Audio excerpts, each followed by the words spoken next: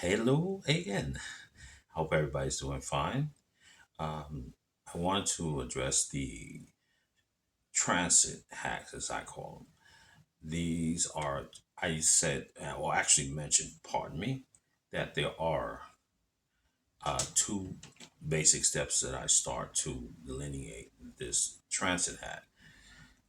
First one is to know the planets, and that what I'm going to use is all the basic planets occur from the sun to Pluto, and we're going to go through the condition of the planet. Now, just by knowing what Mars, for example, is a vibrant, energetic, aggressive, but how it manifests its way, in other words, it's going to go through different stages of how it presents itself. So it may be more passive, which is known to be aggressive, which is kind of conflicting mixing signals or mixing signals.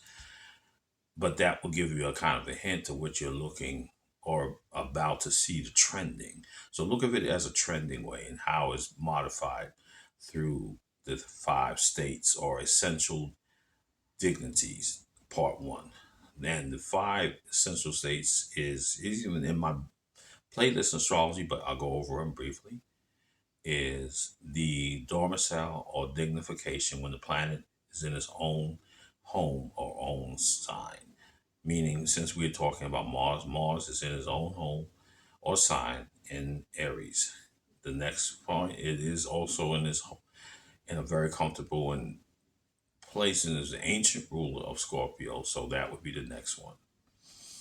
And then we would go into the next one. It would be exaltation. This would be as suitable as powerful as it can express itself or is at ease as being itself and has assistance being itself. Think of it as like staying in a hotel room service and you're in a suite.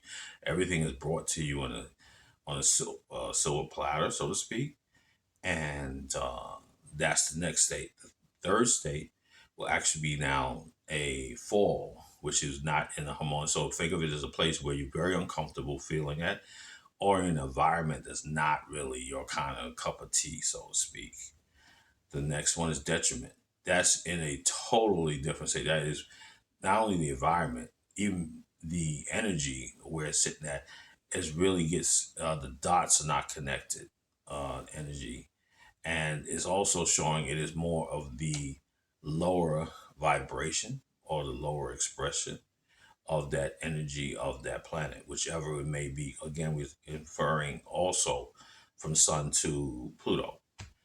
The next state is actually now called, oh, well, I believe that would be the fifth, is para.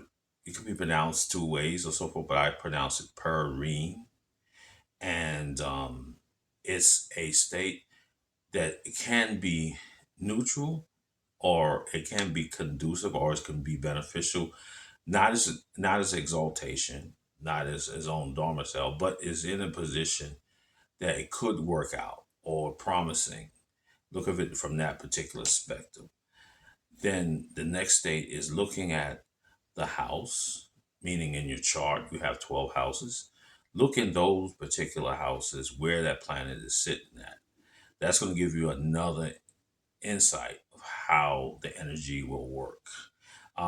This may sound familiar for those who are from that's acquainted with the astrologer um, John the Baptist Morin, that uses a delineation, a checklist, or protocol, if you will, of how step by step to go through it. So I do incorporate. I think it's very insightful in which you want to learn certain things about your chart and of course others.